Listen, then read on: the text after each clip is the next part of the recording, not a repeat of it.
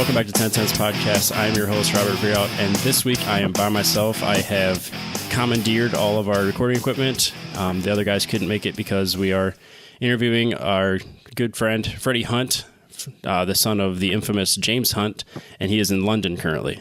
How you doing, Freddie? Very well, thanks. Very well, and thank you for having me on the show. I'm also not actually in London, but I'm about 2 hours southwest of London. Oh, right on. Yep, this is our, I'm hoping third time's the charm with this interview. We've tried it a couple times, and this is the third attempt, and I think we finally have most of the kinks worked out. Yep, seems to be working. All right, so I was hoping we could give us a quick insight on who you are and maybe talk about how you got into racing yourself, because I know you started as a professional polo player, and I want to know how that translates into you ended up in a car currently. Right. Well, yeah, I started. Well, I grew up with horses. Dad died when I was very young. I'll just quickly say, forgive me if there's some background noise because my puppy's going crazy at the moment. That's all right. Running around the room like a madman. But at least he's not biting me. I grew up with horses. All day, every day that I had spare really was on horseback. And when I was about 14, it was pretty obvious. Well, it was pretty obvious my whole life. I was no good at school. So when I was 14, my mother and I made the decision that at GCSEs, when I was 16, I would leave school and play professional polo. So I did that. It was going fine, but lack of money was a problem. And in polo, unlike motorsport, it's actually quite similar to motorsport. Yeah, that was the other. To get any funding for it, right? But even more difficult than motorsport. I mean, there's the odd player that's picked up by a patron and who's funded, but it's very, very rare. So lack of money was a problem. Anyway, I must have been 18, I think. So yeah, 2006, when I got to a crossroads in my polo career, completely ran out of money, and my horses were, they were knackered. They couldn't play another season. So we decided to sell the horses and try and get a job playing for another team on someone else's horses. And that was on the Friday. And the Friday evening, I bumped into a friend who invited me to the Goodwood Festival Speed the following day, which is a major car show in England. I think it's one of the biggest in the world. Yep. Just to go along as a spectator. So I did. I thought, that would be fun. Anyway, next thing I know, on the Saturday when I'm there, someone says, would you like to have a drive? I thought, well, great, yeah, why not? That sounds fun. It was completely illegal. I had no racing license. It wasn't even known to the organisers that I was driving. I was in someone else's overalls and suit, so it was all very, very naughty. Anyway, I think it was a GT4 Maserati, and obviously, I loved it. I was very careful, gave it a bit of a squirt in the straight line, but then slowed right down for the corners. I'd only had my driving license for about a couple of weeks, I think it was. And I had no racing experience whatsoever. I knew absolutely nothing about racing or cars and didn't really care for them either. But I certainly, when I got out of this car, I realised I did enjoy driving them. And then my friend who took me there, he was a polo player, but an ex-racing driver. And his father, I believe, actually did race with my dad back in the 60s, late 60s in Formula 3. Anyway, that's a different story. And so he was encouraging me to leave polo altogether and start racing. He said, look, Fred, you haven't got any money. So your polo career is going nowhere. You're not a bad player, but you just haven't got the money. So with your name, maybe you can get some money to go racing. So I thought, well, maybe that's a bad idea. And I did really like driving the car. So I rang Uncle Dave, Dad's little brother who raced as well. And I said, Dave, what do I do? How do I become a racing driver? He said, ring me back in a few days if you're serious. So I did, and off we went. And we managed somehow to get for the 2007 Formula Ford season, British Formula Ford. That's how I started. Okay. And then was it a little bit easier or a little bit more challenging for you to get a sponsor? I guess I assume when you say I'm James Hunt's son, it obviously perks up some ears. Do you have kind of a reputation you're expected to live up to, or how's that go? I can't answer if it was easier or harder because I don't have to compare against. Right. It certainly wasn't easy to get sponsorship. most of it were handouts. Those gifts. There was very little actual commercial funding involved. I think probably in 10% of the budget were actual commercial deals. There was, $2,500 here, $5,000 there, very, very small amounts. But most of it came from Tim Hoare, who's a family friend. Oh, let me just tell my phone off. Sorry. Family friend, and the rest came from the team itself. They gave the team owner invested in me, and we got the budget together that way. Now, what I didn't realise was that I am James Hunt's son, and I'm going to have an awful lot of cameras looking at me and a lot of people watching me, and I didn't know what that was going to do to me until the first race weekend, and then, excuse my language, actually shat my pants. And I don't know if you know much about the results of that season, but it was an absolute shambles. It was spinning and crashing in pretty much every race weekend. So, because the nerves got to me too much, the pressure got to me too much. Yeah, and I put an awful lot of pressure on myself, and particularly because I was actually in testing when there was no one around. I was actually quite quick. I mean, quicker than half the drivers on the grid, and they'd been at it for 5 or 10 years, and I'd never driven a car before. So that made me put a lot more pressure on myself. So it was a bit of a I can't think of a better word, but a head fuck. Yeah, I can imagine. I can't imagine going to a track and then having to be, one of my first few races and having everybody know who I was even before I actually started the car. I think that would be a little unnerving for me. So I can't imagine struggling through that in your first season. My uncle did his very best to keep it quiet. Right. Then when I took my license at Silverstone, there had to be one idiot there who had to report it to Motorsport News. Even they're all asked not to. We should have actually signed something. But anyway, so I didn't even take my license under the radar. So then you went from not driving at all to competitive racing in Formula Ford? Yeah, and I'll add that in Formula Ford that season, most of the circuit, the top 10 were covered by 3/10.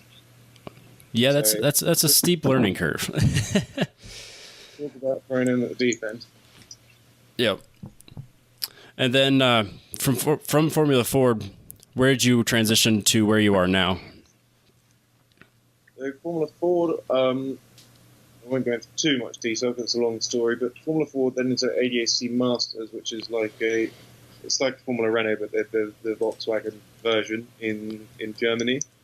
And then I stopped racing for various reasons. My problem in my head was one of the issues. Couldn't seem to get my act together on track, and it was really getting me down. So I stopped, and I think it was about 2.5, 3 years until I drove again until 2014. At which time, although I did do a season in the MRF single-seater series, because that was a freebie, and they invited me to drive, so I couldn't say no to that. But I then set my sights on GT racing, endurance racing, and that's what I'm doing now. So Le Mans is the target, but getting the budget to get there is not going to be easy. No, I'd imagine. We've got the budget for 3 races this season in a GT4, but the next step up is GT3, which is about 5 steps up in terms of budget. Yeah. And in terms of performance as well, there's GT4. I've been going all right in it, but there's a lot of amateur drivers in there as well. But GT3 there's a lot of top professionals, and it's going to be tough. Yeah, I would imagine. Yeah. So your trajectory is, again, it's a pretty crazy trajectory to go from no driving at all, Formula Ford, and then take 3 years off, and then come back, and then now you're chasing after Le Mans. It's pretty incredible. And I've never really, since my first season, I've never had a testing budget either. It's always arrive at the track and have the Friday practice, and that's it. That's all I've ever done. And so 2007 was 11 years ago. In that 11 years, I've only done 3 seasons of racing, 3 full seasons, and only one of which had a testing budget. Wow. And that testing budget was, would you believe it? I think 90% of our testing that season was in the wet, and not one of our races were in the wet. Yeah, that's not gonna translate well then. No, it was tricky. And then it sounds like you have a little bit different take on practice than your father did. Your father was if his books are true, was very much he wanted to show up and just race and despise practice. Are you a little bit more the opposite on that? Well, only through necessity. Dad. I think if Dad felt rusty, he would want to test, but I don't think he ever did. He raced enough, and he felt confident enough. He knew the car well enough. I think in those days they were testing. Well, by the time he got more to the top, I think if you offered him testing in Formula 4 or Formula 3, he would have ripped your arm off. I'm pretty sure. Right. But by the time he got up to the top, he was on his game so much that testing that was to develop the car, not to develop him, which he found rather dull. Yeah, no, makes sense. So he thought they should have had test drivers, which they did later on in Formula 1, and I don't think they do now, but due to budget restrictions. And then you actually got a chance to drive some of his cars. I assume that was at Goodwood, right?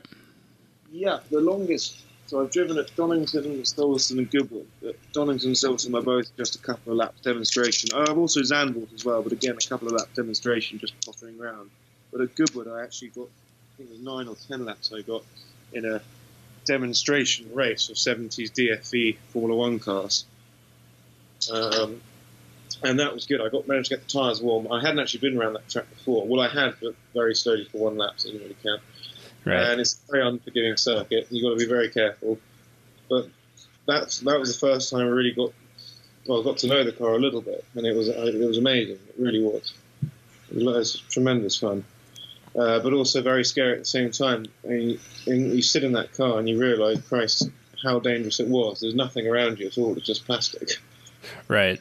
Yeah, so it's I'd imagine it's dramatically different, like the handling, just the safety in general, just everything about what you're driving now versus that. Yeah, exactly. Sorry, I was just looking at my charger because the puppy was chewing it yesterday. And it's working. It's working. We're good. Yes, I mean, there's lots of differences. One. The obvious thing is the safety. If you hit something, you're not walking out of it. The chances are, if you hit something hard, you're going to be killed. Right. And even if you hit something gently and just dink a corner, it's going to kill your wallet. It would certainly have killed my wallet. Lots of things to think about, and then also the gearbox.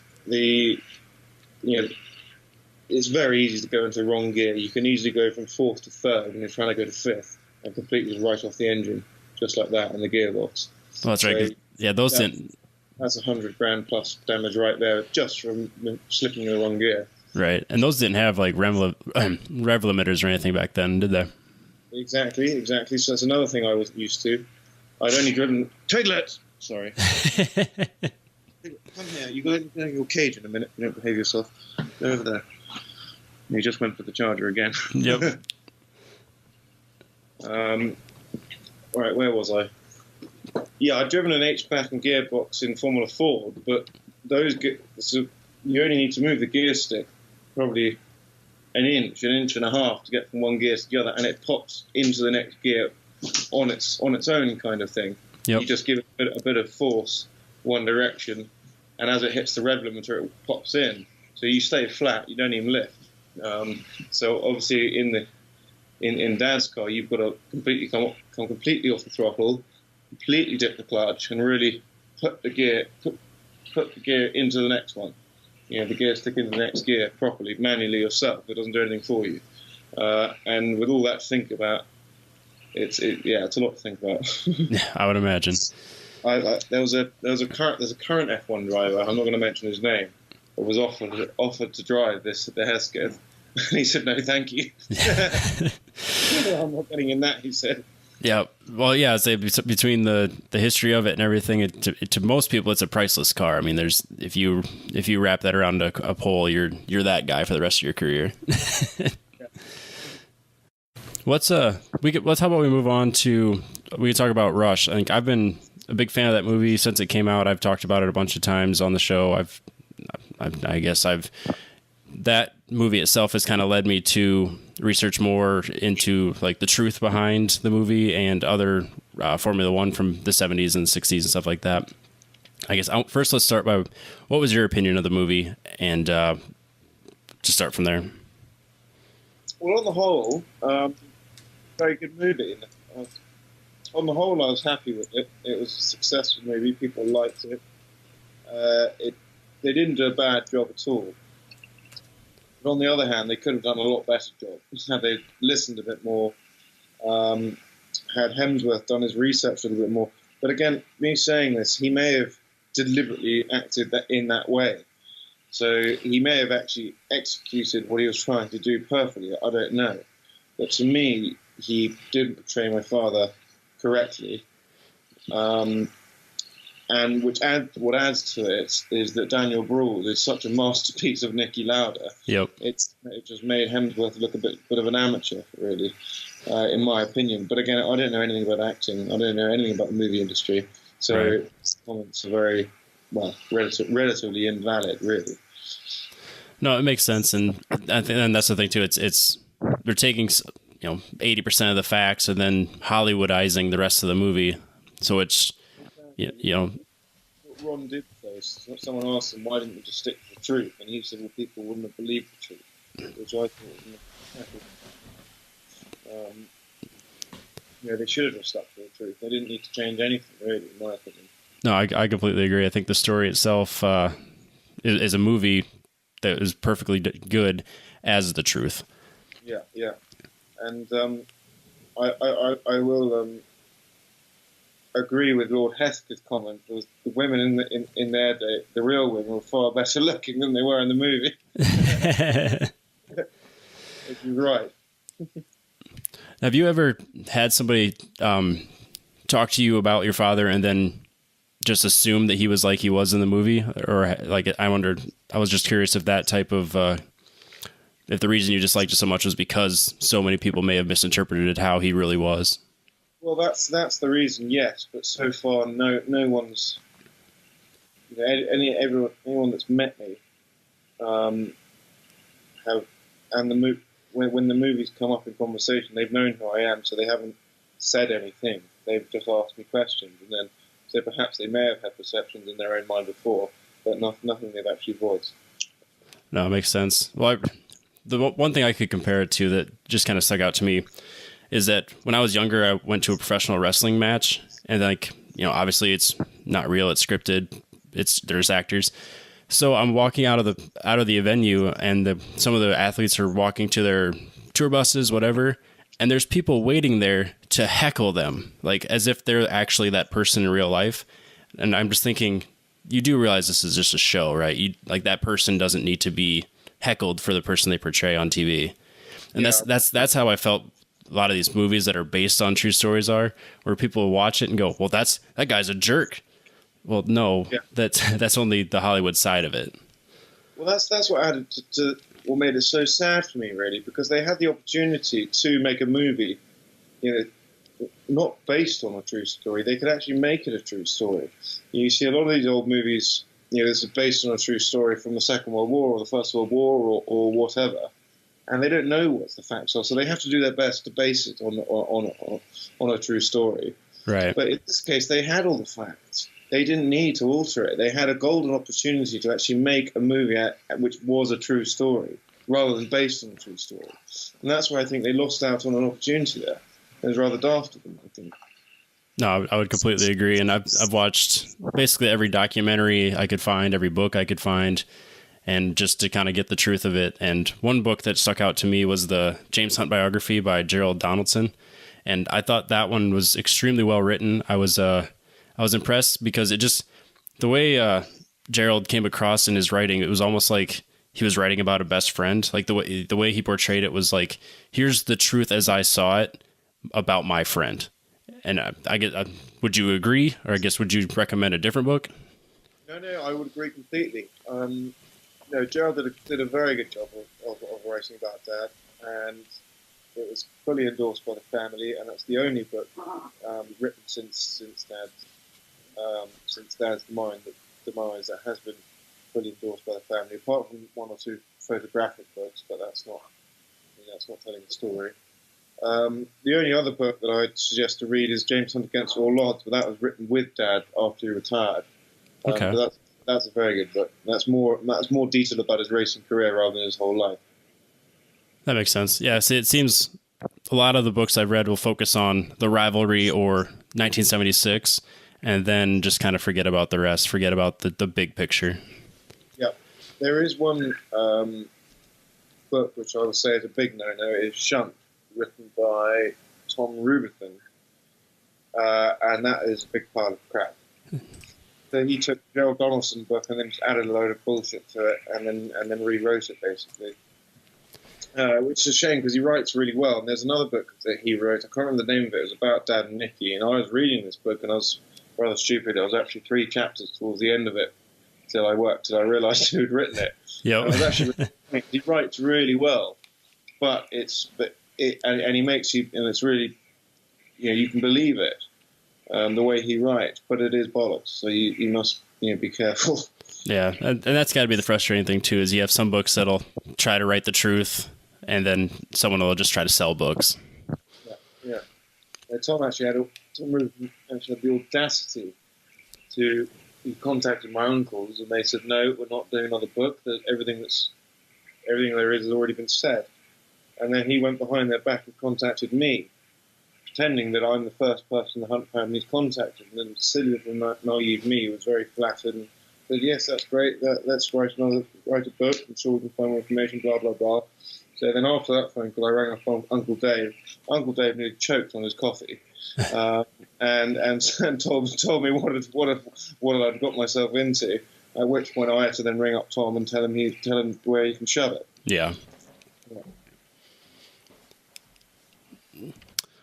All right. Well, we can kind of move on from that. Well, I also saw that you were doing some interviews, basically titled "Freddie Meets," and then you speak to people from your father's life, and it seems to be for Haviland. Would you mind talking about that a little bit?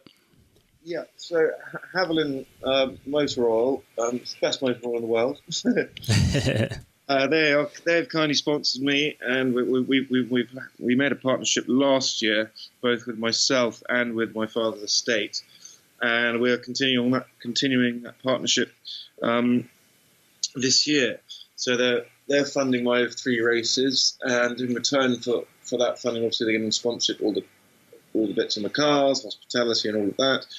But we also want to give them a bit more. So we've created this content where we interview people who are very close to my father. So Lord Hesketh, Bernie Eccleston, and the next one we're trying to get hold of Nicky Lauda, but it's proving rather difficult. So Mika Häkkinen is another option, and I think he has actually agreed to it because Dad was Mika's mentor. So I actually really, really wanted to do this interview. I've met Nicky a few times, I've interviewed him a few times, but I've never met Mika, and I really want to.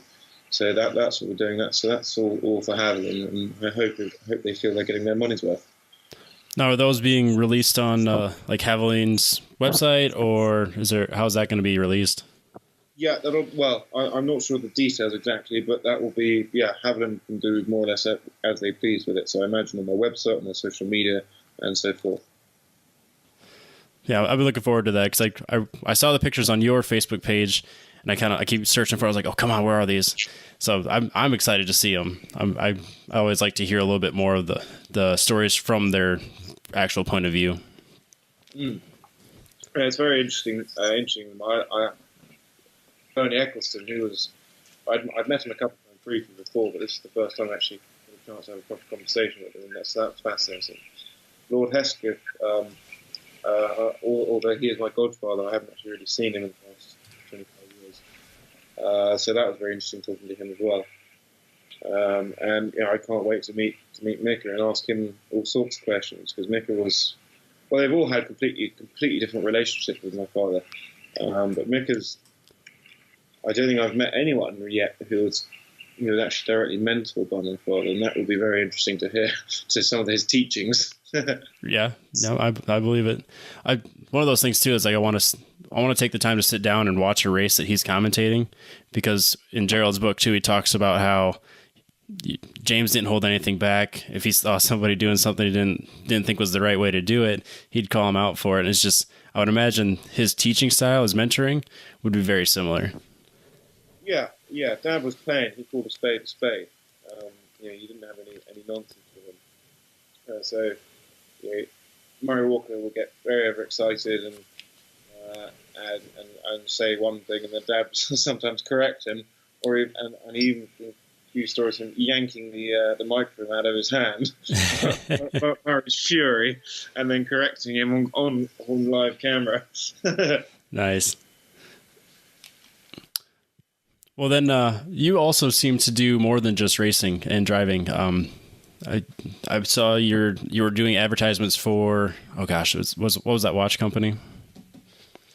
Well, that's partly to do with the estate of my father's estate. So we've issued a license to homologati watches, which are now for sale. You'll be able to see them on the social media. So yeah, I'm representing the estate in that manner. Besides from that, my life is wildlife conservation. That's my passion. Animals have been what I've been most interested in since I was a small boy. And in this modern day and age, the destruction that mankind is doing to the wildlife is outrageous. I mean, it's absolutely sickening. And the fact is that we need the ecosystem for our own survival, and that's what, for some reason, the leaders of the world aren't putting as a priority.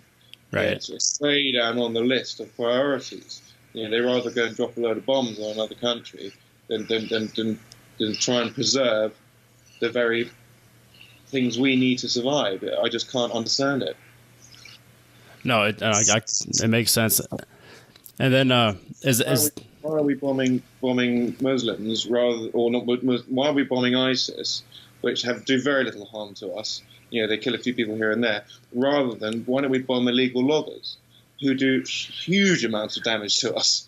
Right. Instead they're getting tax breaks and anything else.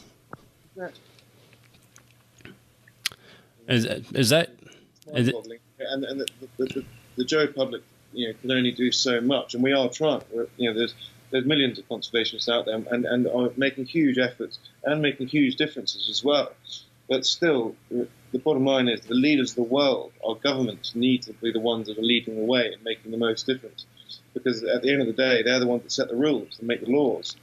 And unfortunately, there are still a lot of people out there that don't give a monkey's about it. You'll see people littering all over the place, throwing plastic everywhere, not giving a toss about it. And that's why we need laws in place. But the government aren't doing that. No, right. And then you're also are you still an ambassador for Formula E? No, that ended a little while ago. I only did the one season with them. Okay. Which is a shame, because I think that's a great championship, and you're promoting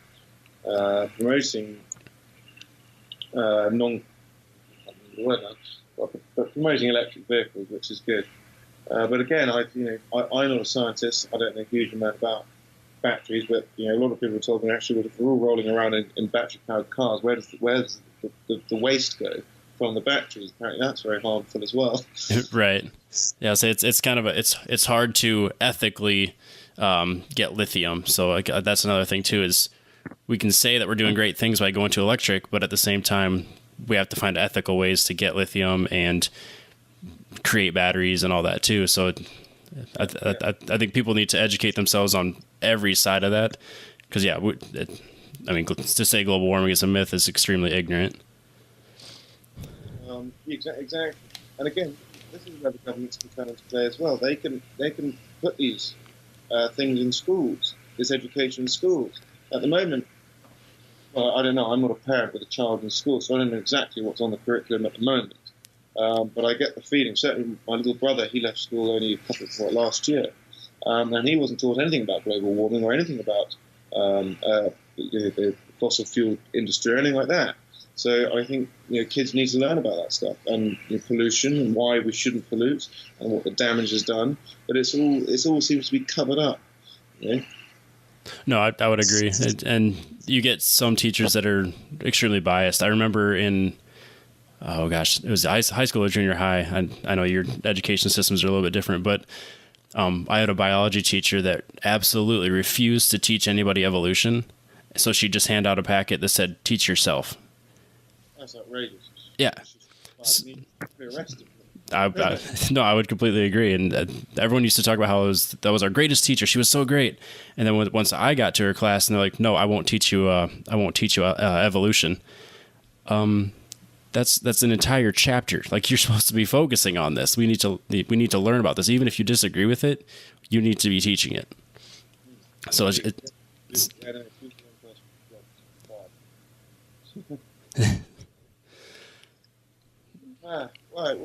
else would you like to know? I guess, what's your schedule look like this year, and what races do you have planned? And I guess what's the path to get you into Le Mans? So we've got budget for 3 races this year. We've got the Barcelona 24-hour, we have the Spa 12-hour, and then we're not decided. We're possibly doing the race at Silverstone coming up fairly soon, or we might wait and do the Texas race again, which we did last year. We won it last year, which was great success. Yep. So I'd quite like to do that one again. That's in November. So we're just discussing with the team and the Pavilion what's going to be the best option. No, that's great. And one of your favorite tracks is in America, isn't it? Virginia International Raceway. It is, yes. So I raced there a couple of years ago. It's a shame. I could have had a hell of a weekend instead of it. I absolutely fluffed it. I parked mechanical failure, but it was a hell of a track.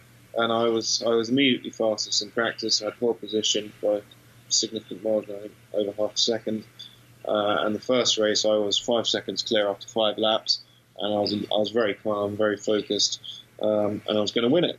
And then my gearbox broke and left me with only 4th gear.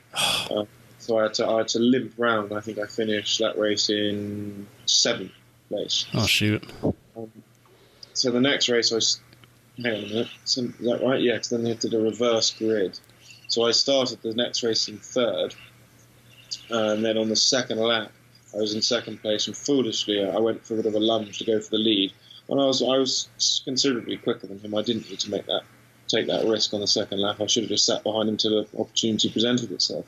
But silly, inexperienced me went for the dive, locked up brakes, hit him. We both went off and only onto the grass a little bit, came back on. I think I got a penalty for that, a drive-through penalty. And then after that, I did it again. But this time, I don't think I hit anyone this time, but I binned myself. So I was off the track, and I was quite far behind. But luckily, there was a couple of safety cars as well. And I think I finished that race in 11th place. But the interesting part is, on the last lap, which now everyone's done 2 races on the same set of tyres, and there's also grass all over the track. A lot of people went off in that race. No one got within a second of their qualifying time. Well, I went on the very last lap, and the tyres were knackered. I went a second faster than my qualifying time. I was that angry. Are you? Would you call yourself an aggressive driver, or would you be more calculated, or are you trying to be more one than the other? I've been described as an aggressive driver, but I don't think I am. I'm not deliberately aggressive. Okay. I mean, if I'm close to someone and if I feel I can intimidate them, then yeah, I'll use that as a tactic. But I don't think that's aggression. I think that's just using the brain, just perfectly normal tactics. So I don't think I don't consider myself an aggressive driver, but I think some people do. No, makes sense. I guess, are you a fan of Formula One now, or any specific racing series that you follow? No, not Formula One has really bored me in the last few years. I think as it has a lot of people, and I haven't even bothered to watch one race this year. I keep an eye on the results, and that's about it. Yep. I've heard I didn't miss anything from the Monaco Grand Prix. I heard it was a frightfully boring race. So it's a shame what Formula One has become, but there's so many rules and regulations. They're not even really allowed to race anymore. It's pathetic. No, I would agree. And that was my next question: is what do you think your dad would say about the current Formula One setup, rules, everything? I think he'd say something very similar. No, it's sad what it's become. He would be very happy with how the safety technology has come on so far. You've got to be very unlucky to hurt yourself now in a Formula One car. Right. How many deaths have we had in the last 10 years? Any? Well, Jules Bianchi, did he die? I can't remember. Was he still in the coma? Yeah, I can't think of any that jumped to my head. I'm sure one of our listeners is going to shoot me a message. Hey, it's this person, but Right now, George Bianchi had that nasty accident, but that was his own fault. He was speeding under yellows, under flags. Had he really gone slower, it wouldn't have happened. And he hit the recovery truck, didn't he? So he had. But anyway, and now they've got the halo thing, which makes the car look bloody stupid, but it does keep the driver safe. I mean, that was where you're really vulnerable. Yep. Now that's more or less completely protected. So I think Dad would be very happy with the safety because he was very concerned with the safety, and that's the reason he stopped. Was the lack of safety. He wasn't. It was going to kill him. He wanted to end his career on his feet, not on his back. Yep. But all the nitty-gritty rules and regulations which are preventing him to race now, I think he'd be appalled by it. But who knows? He's not here now to ask. Right. Yeah, I think that's most of my questions that I could think of. I guess if we want to finish this up by giving a shout out to any of the sponsors that you have, and we can wrap this up. Well, yeah. Haviland Europe, I must say many thanks to them. I'm going to do my very best this year to drive as well as I can, and hopefully they feel they get their money's worth, so we can continue, and they will continue helping me on my quest for Le Mans. The hunt for Le Mans. The hunt for Le Mans, exactly. I'll make sure we use that hashtag when we share this interview. Great, thank you. Well, thanks very much for having me on the show. I really appreciate it. Yeah, I really appreciate your time and being patient with us as we get this set up. And this is one of my bucket list interviews. I've had your name on the list for a long time, and I was very humbled to have you reach out to us and give us this opportunity. Well, it's very flattering of you. Well, I won't keep any longer. I appreciate your time, and good luck getting to Le Mans. Thank you very much. Yep. All the best. You too. Cheers. Bye.